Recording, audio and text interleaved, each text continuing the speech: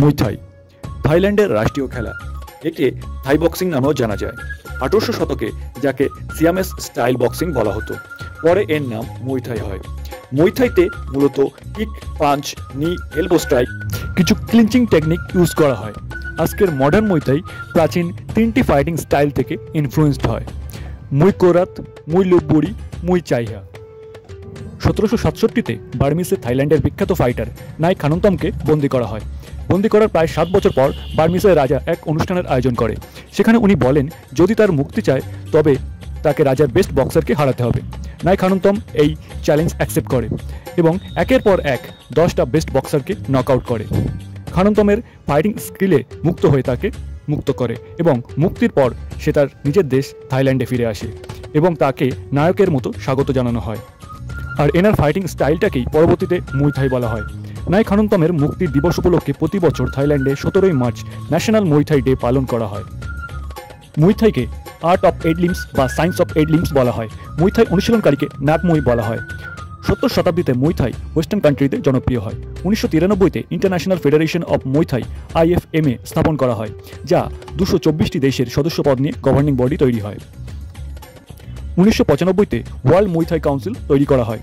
মুই Thai Arafura games, TAFISA games, SEA games, Asian indoor and martial arts games, Asian beach গেমসে আছে। ওয়াইকুরু and রামমুয়ে হলো একটা ritual dance, যেটা নাগমুয়ে বা মুই থাই ফাইটার কম্পিটিশনের প্রথমে করে থাকে। ওয়াই হলো এক ট্র্যাডিশনাল থাই গ্রিটিংস। কুরু সংস্কৃত শব্দ গুরু থেকে এসেছে। রাম হলো থাই শব্দের ক্লাসিক্যাল ডান্স স্টাইল। মুই মানে বক্সিং। ওয়াইকুরু রামমুয়ে মানে হলো word dance saluting the teacher. এই ডান্সে ফাইটার নিজের মাথায় এবং হাতে এক ধরনের ব্যান্ড বেঁধে আসে, যাকে ম্যাংকন এবং প্রাচ্যাত বলে। খেলোয়াড় রিংয়ে এসে কাউন্টার ক্লকওয়াইজ ঘোরে, প্রত্যেক কর্নারে গিয়ে মাথা ঝোঁকায়, রিংয়ের মাঝখানে এসে হাঁটুতে বসে 3 বার প্রার্থনা করে, 3 বার মাথা নত করে। ওয়াইকুরুর পর ফাইটার রামমুয়ের জন্য অগ্রসর হয়, যা একটা স্লো সিরিজ মুভমেন্ট মিউজিকের সাথে হয়।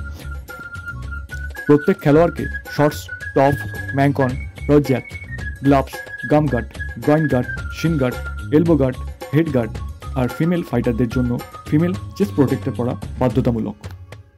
প্রত্যেক মেল ফাইটারদের ক্লিন শেপ হতে হবে, দাড়ি গোপ অ্যালাউ নয়।